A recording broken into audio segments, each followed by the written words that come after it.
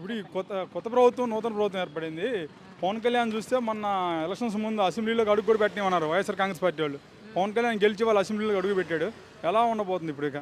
ఇంకా తెలియదు కదా సార్, ఇప్పుడే కదా మొదలైంది. చూద్దామండి, మరి చూసి చెప్తాం. మరి పవన్ కళ్యాణ్ గారు అసలు ఉప ముఖ్యమంత్రి అవ్వడం ఎలా అనిపిస్తుంది మీకు? బాగున్నదండి, ఒకసారి చూడాలి కదండి. జగన్ చూసాం ఆయన సార్ని, అయిపోయింది. మళ్ళీ ఇప్పుడు ఈ ప్రభుత్వం చూద్దాం, బాగానే ఉంటాయి కదా. ఎలా ఉంది ఇప్పుడు వైఎస్ఆర్ కాంగ్రెస్ పార్టీ గత ప్రభుత్వం బాగా చేసింది అనుకున్నారు, అసలు బాగా పరిపాలన బాగాలేదా? బాగానే చేశారండి మరి. కానీ ఇగో మరి చంద్రబాబు నాయుడు గారు అంతకంటే మంచి అయింది కదా, అందుకనే చేసాం. చూద్దాం ఎలా ఉంటుంది. ఇంకా నాకు తెలియదు కదా సార్, ఒక నెల అయింది కదా. ఈ నెల అయిన తర్వాత చూద్దాం. అంటే ఇప్పుడు చెప్పిన మాట ప్రకారం ఫింక్షన్లు పెంచాడు, 4,000 రూపాయలు 7,000 ఇస్తారు సార్, 7,000 ఇస్తారు. మేము తీసుకున్నాం అండి. 7,000 తీసి హ్యాపీగా కదండి. మరి మూడు నెలలు ఇచ్చేసారు కలిపిస్తే. తర్వాత మరుసటి నెల నుంచి ఇంకా ప్రతి నెల 4,000 సచివాలయం వాళ్ళు చేస్తే ఇంటికి పంపిస్తామన్నారు.